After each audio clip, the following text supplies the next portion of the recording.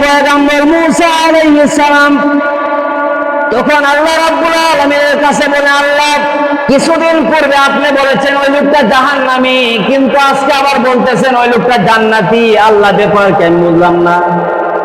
আল্লাহ ডাক দিয়ে বলেন, হে মুসা পয়গম্বর, ওই লোককে যখন জাহান্নামী বলে ঘোষণা দেওয়া হলো, ওই লোককে জাহান্নামী ঘোষণা দেওয়ার পরে ওই লোক আমি আল্লাহর কাছে এমন ভাবে দোয়া করেছে, আল্লাহ জাহান্নামে যদি যেতে হয় তাহলে আমি যেন জাহান্নামে জ্বলি, আপনারা আর কোন বান্দা যেন জাহান্নামের আগুনে না জ্বলে।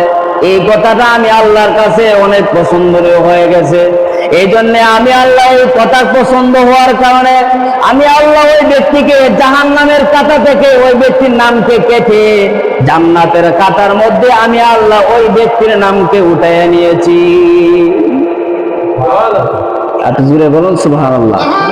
তাহলে আল্লাহ রাব্বুল আলামিন ওই ব্যক্তি ছিল জাহান্নামী, কিন্তু ওই যে সে একটা দয়া দেখাইলো, দয়া দেখানোর কারণে আল্লাহ রাব্বুল আলামিন ওই ব্যক্তিকে জাহান্নামের খাতা থেকে তার নাম কেটে আল্লাহ জান্নাতের খাতার মধ্যে তার নামটা লিখে নিয়েছে।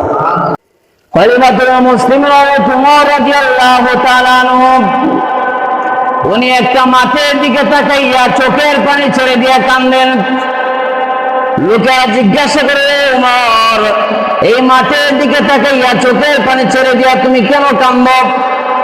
হযরত ওমর বলেন, আমি ছিলাম এই মাঠের রাখাল, আমার ইজ্জত সম্মান কোনো কিছুই ছিল না। আমি এই মাঠে উঠার বকরি চড়াইতাম, সকাল বেলা 50টি বকরি নিয়ে বাড়ি থেকে বের হতাম, আর বিকাল বেলা 40টি বকরি নিয়ে আমি বাড়িতে ফিরতাম। আমার আব্বা আমাকে জিজ্ঞাসা করতেন, রে ওমর 50টি বকরির মধ্যে 40টি বকরি কেন, বাকি 10টি বকরি গেল কোথায়? হযরত ওমর বলেন, আমি জবাব দিতাম, আব্বা বাকি 10টি বকরি কি হয়েছে তা আমি জানি না। হযরত ওমর বলেন, আমার আব্বা আমাকে সর দিতেন আর বলতেন, ওমর তোমার মাথার মধ্যে উটের লেজ আছে না কেন? উটের পেশাব পায়খানা তোমার মাথায় কেন? হযরত ওমর বলেন, আমি জবাব দিতাম, আব্বা প্রচন্ড রোদের কারণে, তাপের কারণে ছায়ার জন্য উটের পিছনের দিকে আমি বসে থাকি, আর উঠে আমাকে লেজ আছে না যা যা দেবার সব আমার মাথায় দেয়। হযরত ওমর বলেন, আমার আব্বা আমাকে তখন চর দিতেন আর বলতেন, লম্বা যত আহমক তত। হযরত ওমর বলে, আমি ছিলাম এই মাঠের রাখাল, আমার কোনো ইজ্জত সম্মান কোনো কিছুই ছিল না।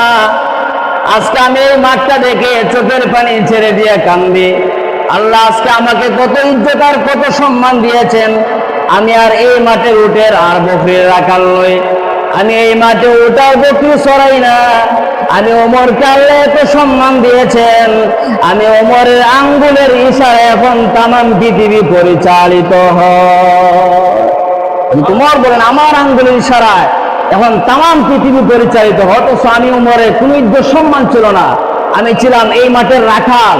হযরত ওমরের এত সম্মান এবং মর্যাদা হওয়ার পিছনে কারণ হলো হযরত ওমর উনি কোরআন অনুযায়ী উনি ওনার জীবনকে পরিচালনা করেছেন।